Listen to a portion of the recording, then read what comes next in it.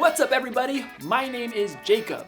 And if nobody said it to you yet, let me be the first to say, Merry Christmas! Joy to the world, the Lord has come. We all know what Christmas is about, right? It's about Christmas pie.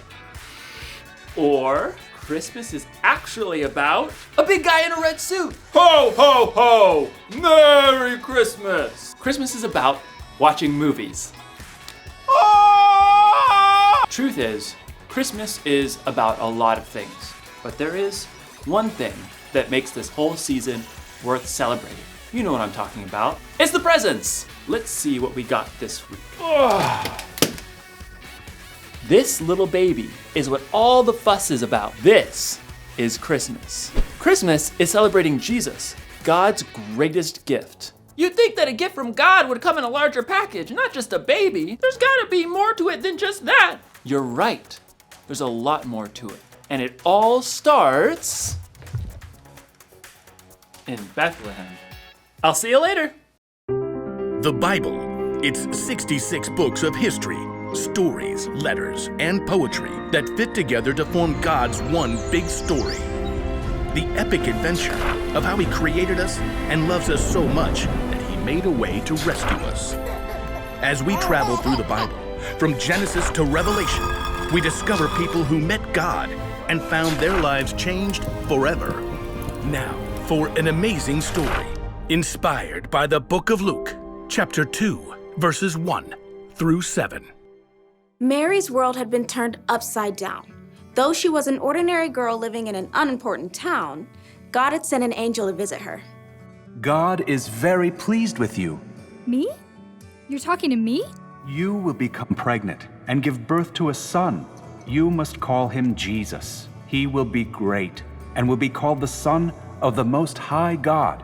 Mary was probably shocked, overwhelmed, and maybe fearful, but she chose joy. She chose to trust that God loved her so much, He had given her an important part to play in His story. I serve the Lord. May it happen to me just as you said it would. Just as the angel had said, Mary became pregnant, and the months raced by. Mary and her new husband Joseph prepared for the brand new baby to arrive. A cradle! I'll make him the most beautiful cradle you've ever seen. Joseph was a carpenter and took pride in creating smooth tables and sturdy cartwheels. But his work was soon interrupted. Mary, Joseph, and every person in the tiny town of Nazareth streamed out of their homes. A messenger on a dusty horse skidded to a stop in the small town market. Is this really a town? It doesn't deserve a dot on the map. As the people of Nazareth watched from a careful distance, the messenger pulled out a scroll and cleared his throat. Hear ye, hear ye. Caesar Augustus orders that everyone must go to their town of origin to be counted. Can't you just count us now? 1, 2, 3. No. The counting must be done properly and in order so we can make you pay lots of taxes. Farewell, and by that I mean good riddance. Mary and Joseph and their neighbors were left coughing in the dust. Joseph, we'll have to go to Bethlehem where your family is from. I'll go. You can't travel right now. Of course I can. Absolutely not. A short time later, Mary and Joseph set off on the long road to Bethlehem. Perhaps they recalled the words of the prophet Micah. Bethlehem, you might not be an important town in the nation of Judah, but out of you will come for me a ruler over Israel. It's possible Mary rode on a donkey. Or she might have walked right alongside Joseph. Either way, the journey took nearly a week, and camping wasn't very comfortable for a woman about to have a baby. Please tell me your cousins will have a bed for us. Great Aunt Ada is the perfect hostess. But when they reached Bethlehem, the little town was neither silent nor still. It looks like everyone else came home too. Well, if Aunt Ada doesn't have room, there's always Cousin Gideon. He makes an excellent pigeon pie. But not a single one of Joseph's relatives had a spare room or an extra bed. Please, just anywhere. This baby is coming soon. At last, someone found them room in a place where the animals stayed. Absolutely not. We'll take it. Mary and Joseph did everything they could to get the space ready for a new baby. Clean hay, fresh water, and in a short time, Mary's baby was born. It's a boy! His name is Jesus. Mary tore a clean cloth into wide strips and tightly wrapped her baby to keep him warm and cozy. No cradle? Where will he sleep? Put fresh hay in the animal's feeding trough. We'll lay him in there. What about the sheep? They don't mind. Mary lay her tiny baby in the clean hay, the king of the whole world, sleeping in a manger next to the animals. He's perfect. Yes, he is. In the most unexpected place, at the most unexpected time, God had shown his love. He'd sent his very own son as a baby to rescue the whole world.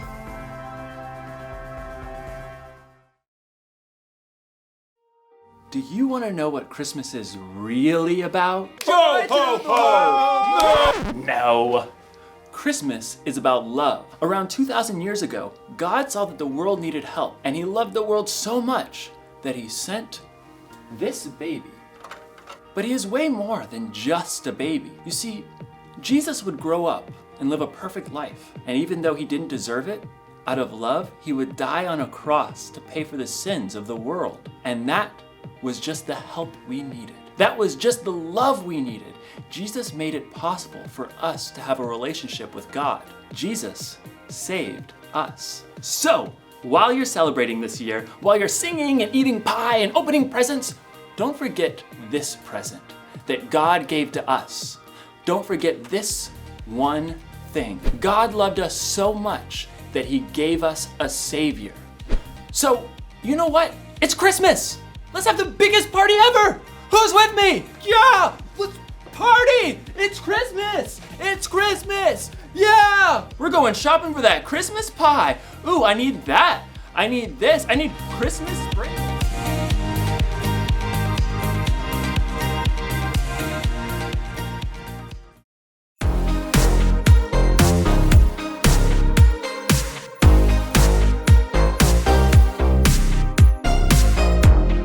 Long ago and late one night, angels came in glorious light, singing songs about a Savior that was born.